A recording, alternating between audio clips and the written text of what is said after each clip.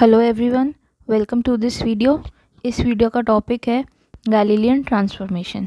Galilean transformations वो equations होती है जो किसी एक फ्रेम में किसी पॉइंट के कोऑर्डिनेट्स को किसी और फ्रेम में उसी पॉइंट के कोऑर्डिनेट्स को रिलेट करे। गैलीलियन ट्रांसफॉर्मेशन पोजीशन का हो सकता है, वेलोसिटी, एक्सेलरेशन, कोई भी क्वांटिटी का हो सकता है। और इसमें ये जो दोनों फ्रेम्स होते हैं, ये दोनों फ्रेम्स इनर्शियल होते हैं और जो एक फ्रेम होता है वो दूसरे फ्रेम के रिस्पेक्ट में कांस्टेंट रिलेटिव मोशन कर रहा होता है, यानी कि एक फ्रेम दूसरे फ्रेम के रिस्पेक्ट में कांस्टेंट वेलोसिटी से मूव कर रहा होता है। और गैलीलियन ट्रांसफॉर्मेशन में हम मान के चलते हैं कि जो टाइम होता है वो एब्सोल्यूट होता है और हर इनर्शियल फ्रेम के लिए सेम होता है। अब एक एग्जांपल लेते हैं। सपोज़ कोई पर्सन है, वो मूविंग ट्रेन के अंदर बैठा है और वो अपने फॉरवर्ड डायरेक्शन में एक बॉल को फेंकता है। ऐसे ही एक पर्सन प्लेटफॉर्म पे खड़ा हुआ है और वो उसी मूविंग ट्रेन को मूव करते हुए देखता है। तो इन दोनों पर्सन्स के लिए वो जो बॉल का जो मोशन है वो अलग अलग दिखेगा। तो ये हमारे दो फ्रेम्स ऑफ रेफरेंस हो गए। अब गैलीलियन ट्रांसफॉर्मेशन इन दोनों फ्रेम्स को रिलेट करता है कि अगर हमें किसी एक फ्रेम में कोई भी जैसे पोजीशन पता है, वेलोसिटी पता है, एक्सेलरेशन पता है, तो हम दूसरे फ्रेम में वेलोसिटी, एक्सेलरेशन या पोजीशन की वैल्यू निकाल सकते हैं।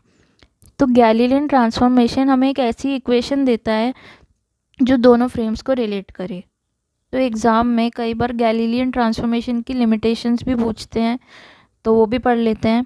तो पहली लिमिटेशन है कि जो स्पीड ऑफ ऑब्जेक्ट है, अगर वो स्पीड ऑफ लाइट के ऑलमोस्ट इक्वल है, यानी कि स्पीड बहुत ज़्यादा तेज़ है, तो इस कंडीशन में जो गैलीलियन ट्रांसफॉर्मेशन है वो फेल हो जाता है। अगर कोई ऑब्जेक्ट हाई स्पीड पे है तो उसमें गैलीलियन ट्रांसफॉर्मेशन नहीं लगेगा, उसमें लॉरेंट्ज ट्रांसफॉर्मेशन लगेगा। और जो सेकंड लिमिटेशन है वो है कि जो स्पीड ऑफ लाइट है वो हर ऑब्जर्वर के लिए सेम होनी चाहिए, चाहे कोई भी रेफरेंस फ्रेम हो। तो एक एग्जांपल लेके समझते हैं कि अगर हमें पास दो ऑब्जर्वर हैं, एक स्टेशनरी है और एक मूव कर रहा है वेलोसिटी v से, और दोनों ही एक बीम ऑफ लाइट को ऑब्जर्व कर रहे हैं, तो जो स्टेशनरी ऑब्जर्वर है वो जब लाइट को ऑब्जर्व करेगा तो उसको स्पीड ऑफ लाइट c ही नज़र आएगी। लेकिन जो मूविंग ऑब्जर्वर है वो जब लाइट को ऑब्जर्व करेगा, अगर वो ऑब्जर्वर लाइट के डायरेक्शन में ही वेलोसिटी v से मूव कर रहा है, तो उसको जो ऑब्जर्व्ड लाइट की स्पीड दिखेगी वो क्या होगी, c माइनस वी। यानी कि दोनों ऑब्जर्वर के लिए स्पीड ऑफ लाइट क्या हो गई, अलग अलग हो गई, दोनों फ्रेम्स में अलग अलग हो गई। लेकिन अभी हमने पढ़ा कि स्पीड ऑफ लाइट दोनों ऑब्जर्वर या दोनों फ्रेम्स के लिए सेम होनी चाहिए। तो गैलीलियन ट्रांसफॉर्मेशन में जो स्पीड ऑफ लाइट है वो हर फ्रेम के लिए सेम नहीं होती, हर ऑब्जर्वर के लिए सेम नहीं होती।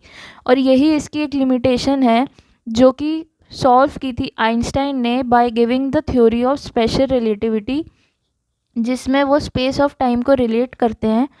जब हम स्पेशल रिलेटिविटी पढ़ेंगे तब हम इसे डिटेल में समझेंगे। आई होप आपको गैलीलियन ट्रांसफॉर्मेशन अच्छे से समझ आ गया होगा।